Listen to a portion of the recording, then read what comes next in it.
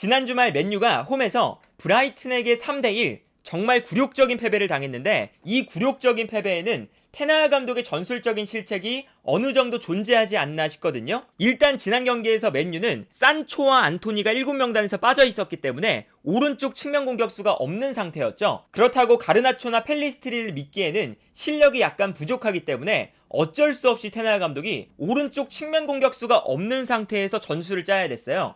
그러다 보니까 맥토미니를 선발로 출전시켜서 에릭센, 카세미루, 맥토미니 이 3명의 미드필더 라인을 만들고 최전방에 레시포드와 호일룬을 배치하는 4-3-1-2 전형을 들고 나왔거든요. 그리고 이러한 전형에서 테나하 감독이 노렸던 건 결국에는 측면 공격수가 없는 상태에서 레시포드와 호일룬 이 2명의 선수가 좌우 측면 공간으로 돌아뛰거나 아니면 오른쪽 왼쪽에 있는 풀백들이 직선적으로 올라오면서 측면 공격을 도와주는 방식으로 측면 공격의 문제를 해결하려고 했는데 여기서 아쉬웠던 건 결국에 달로와 레길론 이 2명의 선수가 측면적으로 올라왔을 때 이 2명의 선수의 공격력이 그렇게 뛰어나지 않았다는 것이거든요. 그리고 여기에 더해서 이 2명의 선수의 움직임을 도와주는 플레이도 약간 부족했죠. 예를 들면 레길론과 달로가 이렇게 공격적으로 올라왔을 때 레시포드와 호일룬이 조금 더 측면 공격을 도와주던가 아니면 에릭센이나 맥토미니가 올라와 주면서 이 2명의 풀백들의 움직임을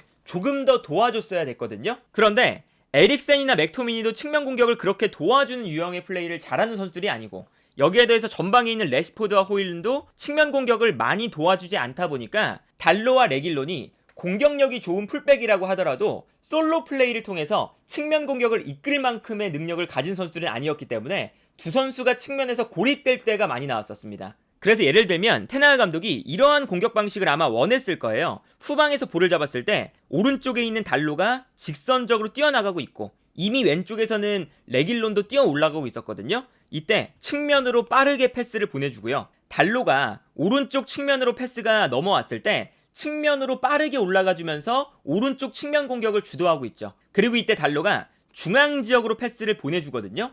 그러면 안쪽에서 볼을 잡는 순간적으로 왼쪽 측면에는 레길론이 뛰어 올라가고 있습니다. 맨유가 오른쪽에서는 달로, 왼쪽에서는 레길론을 넓게 사용하면서 이 2명의 선수가 측면 공격을 주도해 주길 원했던 거거든요. 그런데 아무래도 4-3-1-2 전형이 측면 공격수가 없는 선수들이 중앙에 밀집해 있는 전형이었기 때문에 측면에서 풀백이 올라왔을 때 풀백을 도와주는 플레이가 다소 부족했어요. 그러다 보니까 달로도 마찬가지고 레길론도 마찬가지고 측면에서 1대1 상황이 만들어졌을 때 여기서 돌파가 이루어져야 되는데 이 돌파를 성공시킬 만큼의 공격력은 달로나 레길론이 가지고 있지 않았다. 이게 첫 번째 문제였고 그리고 심지어는 아무래도 이 풀백이 이 4-3-1-2 전형에서는 측면을 정말 끊임없이 오가는 역할이기 때문에 공격으로 올라올 때도 높은 거리를 올라와야 돼요. 그런데 달로나 레길론이 약간 오버래핑이 늦을 때가 있습니다. 그러면 레시포드나 호일룬이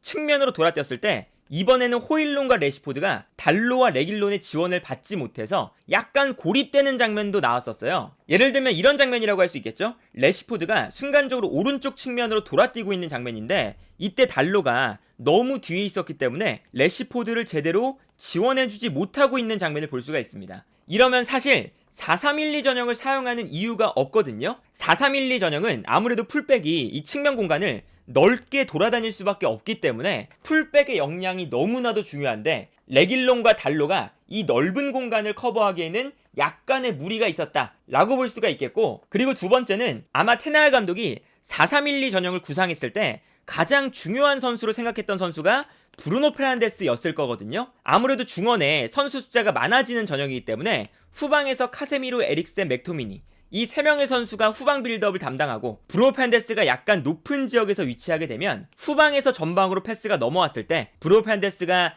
내려가지 않고 전방에서 볼을 받아서 레시포드와 호일룬에게 결정적인 패스를 뿌려줄 수 있다. 이게 아마 테나하 감독이 원했던 그림이었을 거예요. 예를 들면 이런 장면이었겠죠. 브루노 페르난데스가 전방에서 볼을 잡은 다음에 후방에 카세미루, 에릭센, 맥토미니 이 3명의 선수가 후방 빌드업을 담당해주고 앞선에서 브루노 페르난데스가 볼을 받은 다음에 전방으로 뛰어나가는 레시포드와 호일룬에게 패스를 뿌려준다. 그리고 이렇게 호일룬과 레시포드의 저돌적인 공간 침투 여기에 더해서 브루노 페르난데스의 정확한 패스가 더해지면 분명히 위협적인 패턴이 만들어질 수가 있었거든요. 그리고 아마 이러한 전형을 더 활용하기 위해서 오른쪽 측면에서 볼을 먼저 점유하고 왼쪽 측면으로 넘어오는 아이솔레이션 작업을 많이 활용하려고 했을 거예요. 왜냐면 래시포드가 아무래도 맨유에서는 가장 위협적인 공격수기 때문에 래시포드를 극대화하기 위해서 테나 감독이 가장 중요하게 사용하는 전술 중에 하나죠. 오른쪽 측면에서 볼을 잡고 있다가 상대 수비가 한쪽으로 쏠리게 되면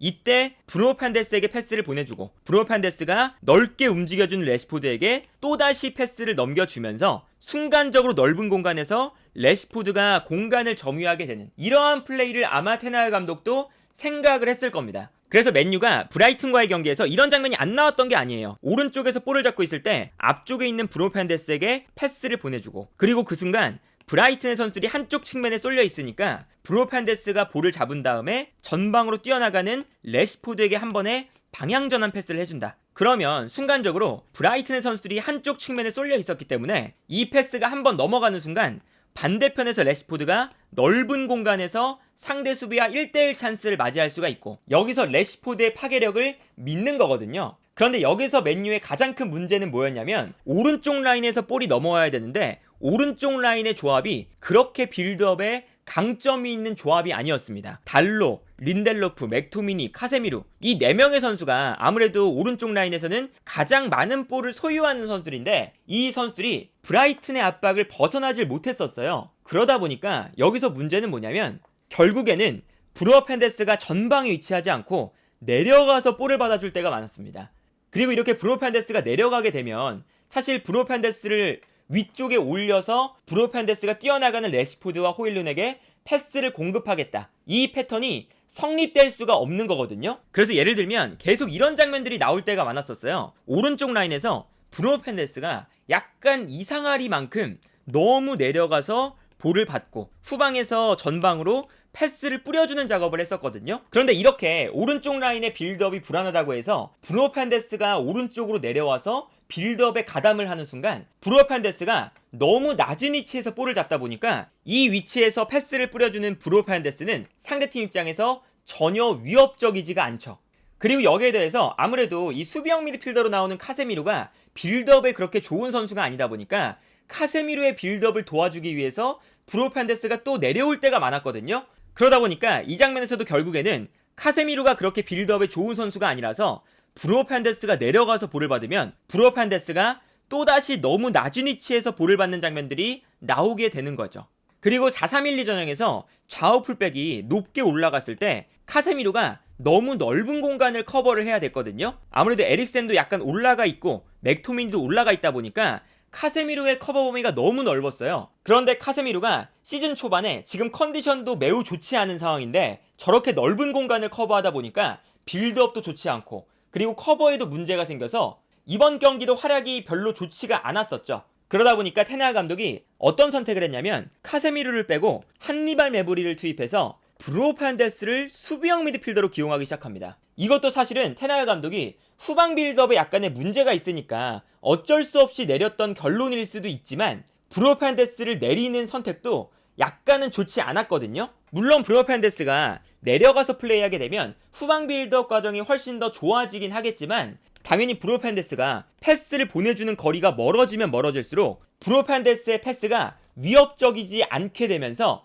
브루노 판데스의 가장 장점이라고 할 수 있는 찬스 메이킹 능력을 살릴 수가 없게 되죠. 그리고 여기에 대해서 브루노 판데스가 수비 라인 앞을 보호하는데 뛰어난 선수가 아니다 보니까 결국에는 브루노 판데스를 수비형 미드필더로 썼을 때 맨유가 실점을 하는 장면이 나와요. 예를 들면 이런 장면이죠. 브루노 판데스가 수비형 미드필더로 기용되면서 중앙 미드필더 라인이 에릭센, 브루노 판데스, 맥토미니 이 3명의 선수가 위치하고 있습니다. 그리고 그 앞에는 한니발 메브리가 기용되고 있는 다이아몬드 전형이죠. 그런데 이때 브라이튼이 측면으로 패스를 넘겨주면서 공격을 전개하는 장면이거든요. 그래서 이 다음 장면을 보면 측면 지역에서 공격을 전개하고 있어요. 그런데 브루노 판데스가 내려가는 속도가 일단은 약간 느립니다. 그래서 측면 지역에서 공격이 전개되는데 브루노 판데스가 중앙 지역으로 빠르게 못 내려오다 보니까 중앙 지역에 너무나 넓은 공간이 생겨요. 그리고 여기서 브라이튼이 편안하게 컷백을 내주면서 중앙 지역에서 공격수가 볼을 받아서 편안하게 득점을 기록할 수가 있었죠. 이처럼 브루노 판데스의 위치도 지난 경기에서 테나 감독이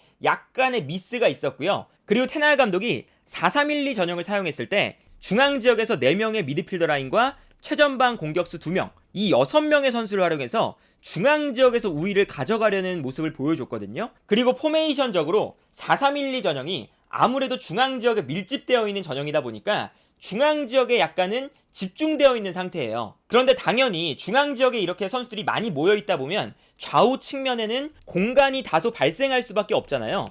그런데 이 측면 공간에 대한 대비도 테나하 감독이 지난 경기에서 잘 해오지 못했다고 볼 수가 있었습니다. 예를 들면 브라이튼의 좌우 풀백들이 공격할 때 과감하게 올라오면서 공격 숫자를 늘려줬을 때 에릭센이나 맥토미니가 중앙 지역에서 자리를 지키고 중앙 지역에서의 수적 우위만 신경 쓰고 있었기 때문에 순간적으로 브라이튼이 측면 지역에서 측면 공격수와 풀백 2명의 선수가 위치하는 순간 2대1 싸움이 될 때가 많았었어요.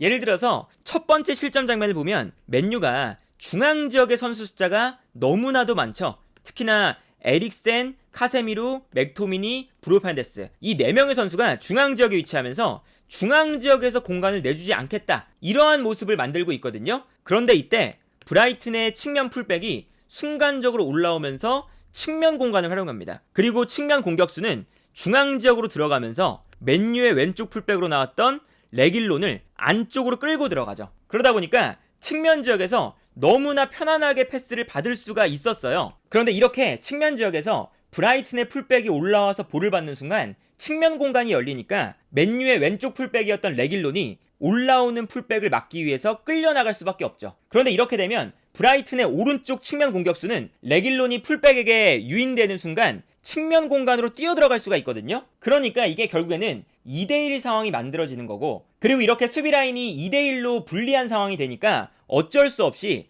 리산드로 마르티네스가 측면적으로 움직여주면서 중앙 수비수 한 명이 또 측면으로 끌려 들어가요. 그러니까 이번에는 리산드로 마르티네스가 막아줘야 되는 브라이튼의 중앙 공격수가 매우 자유로운 상태가 되죠. 그래서 브라이튼이 어떤 방식으로 공격을 하냐면 측면 지역에서 뛰어들어가는 측면 공격수에게 일단 패스를 넣어줍니다. 그리고 이 다음 장면을 보면요, 측면 공격수가 뛰어들어가면서 볼을 잡아주니까 이때 리산드로 마르티네스가 아까 설명드린 것처럼 끌려나가게 되죠. 그래서 이 다음 장면을 보면 레길론이 측면으로 끌려가고 그리고 리산드로 마르티네스도 측면으로 끌려가면서 순간적으로 중앙 지역에 맨유의 수비가 부족해지면서 어떤 장면이 나오냐면 아까 리산드로 마르티네스가 막았어야 됐던 중앙 공격수가 너무나 자유롭게 박스 안으로 뛰어들어가고 있습니다. 그리고 이때 크로스가 올라오는 순간 너무나 편안하게 득점을 만들어내는 모습을 볼 수가 있었죠. 그러니까 맨유가 계속 이런 장면이 나오는 거죠. 브라이튼의 풀백이 올라오면 자연스럽게 측면에서 2대1 싸움이 되니까 리산드로 마르티네스가 끌려가서 2대2를 만들어주는 순간 이번에는 중앙 지역에서 공간이 발생하면서 브라이튼이 박스 안에서 득점을 만들 수 있는 찬스가 계속해서 반복이 됐었어요. 그래서 수비적으로도 테나하 감독이 들고 나왔던 4-3-1-2 전형이 그렇게 적합하지 못했고 4-3-1-2 전형을 사용했을 때 공격적으로나 수비적으로나 측면 지역에서의 문제점, 이러한 부분들을 테나하 감독이 제대로 보완해 나오지 못하면서 지난 경기 홈에서 브라이튼에게 3대1로 패배하는 매우 굴욕적인 결과가 나오지 않았나 라는 생각이 들고요. 물론 테나하 감독이 지금 스쿼드 내에 부상자가 너무 많기 때문에 스쿼드를 운영하기조차 어려운 상황이긴 하지만 빠르게 전술적인 해답을 찾지 못하면 이번 시즌 맨유의 성적 자체가 매우 위험한 상태로 흘러갈 수도 있다 라는 생각이 드네요.